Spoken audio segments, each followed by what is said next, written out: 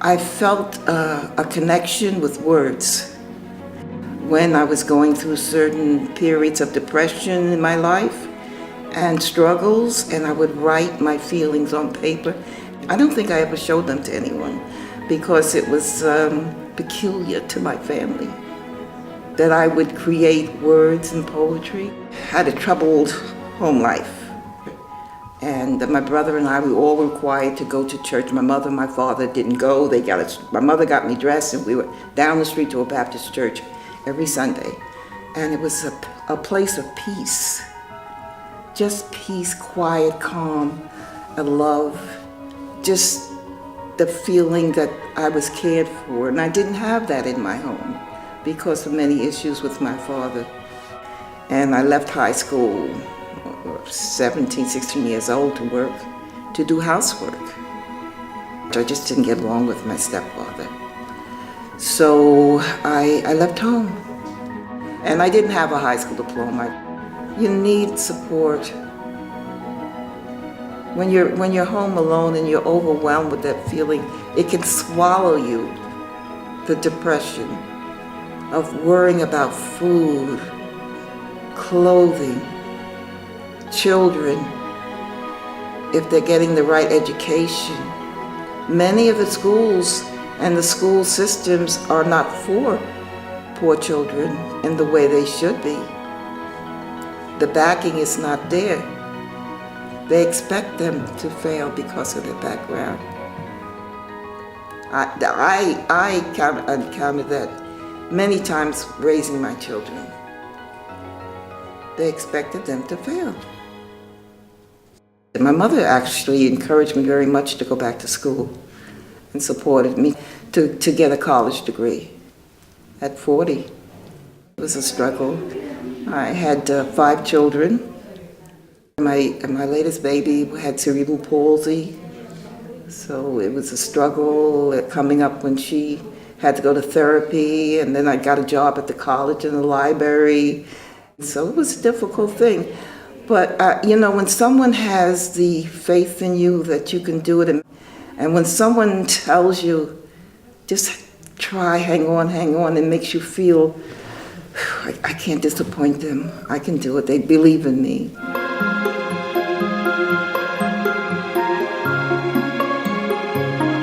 October 17th celebration in the United Nations, families who have worked for months and months expressing their feelings to tell the world their daily struggles of living and struggling to raise their children, to deal with the feeling of being isolated, that they don't have a voice in the community and the politics. And October 17th, you get to hear them put all those feelings of hurt and despair aside to say, I am somebody. I am somebody. You've come here to listen to me, and I'm going to tell you how I feel and what I need and what I feel I should have from you as governing body. It's very important. It gives them a sense of dignity.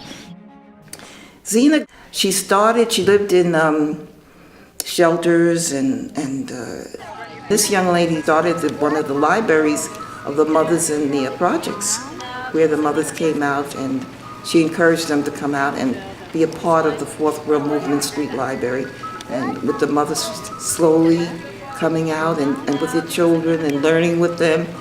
But this young lady had no GED, no high school diploma. And the teachers in her children's school would tell her to help her children with their homework. And she said to them, she told us, what about us? What about the parents? We want to get an education too. And they listened to her. Those teachers started classes for GED. And I like to think that a lot of her courage and the empowerment she had to confront them about something like that came from the many years that she was able to speak out to ambassadors.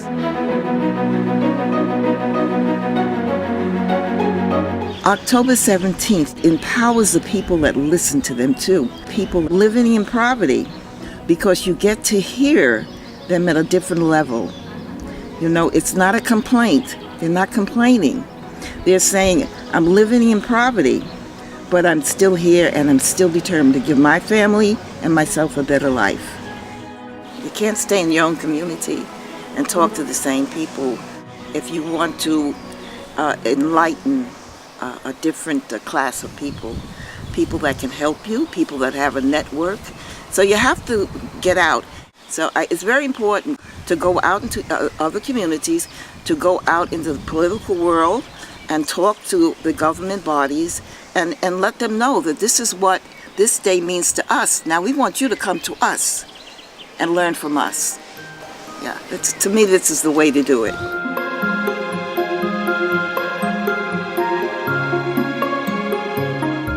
What has changed the most for me is to see the young people grow. Experience and met years ago, many of them when they were very young, and they've grown and developed into advocates. They have grown and helped and brought people in their communities out of housing projects into the Fourth World House for meetings. And they've said, this is what we have done, and you can come join us and you can learn to express your feelings without going to the streets, without getting involved in crime. You can do something that's going to help you and your family and give you a sense of pride. And I've seen that, and I've seen them come in, bring young people with them that you would maybe not want to walk past in the street because of their attire, and they turn out to have a heart of gold. October 17th, a beautiful, intelligent woman spoke about her life and struggles and the humiliation that she had to go through in the shelter in Queens, because she didn't want to do it. She was so afraid of being, maybe humiliated in some way because of what she would say. But the night before, she wrote this testimony, and it had us in tears, and the ambassadors even applauded her and stood up when she finished. It was so beautiful. And what a gift, the poetry.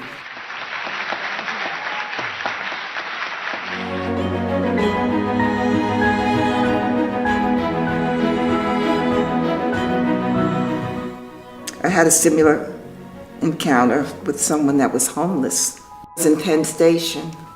I said, do you have family that is close by? And he just opened up a well of hurt about rejection because of the way he lived, that he couldn't have contact with his family. He had a family, a wife and a child, a daughter. His eyes just like shined when he talked about her, and I asked him how old she was, and he told me, and he said, I can't see her. I said, you're not allowed? He said, no, I can't see her. He said, I don't want her to see me like this. I said, but what about her? Just started talking to him about the loss that she must feel not hearing from you. And I talked to him for quite a while about the value of words. And just if she doesn't answer you, just if you know where she's at, to write her and let her know how you feel about her, because it's something she'll carry with her the rest of her life. It was like an idea came into his mind, where he felt, maybe I can do this, Ooh, planting that little seed, huh? I hope that one day he did write that letter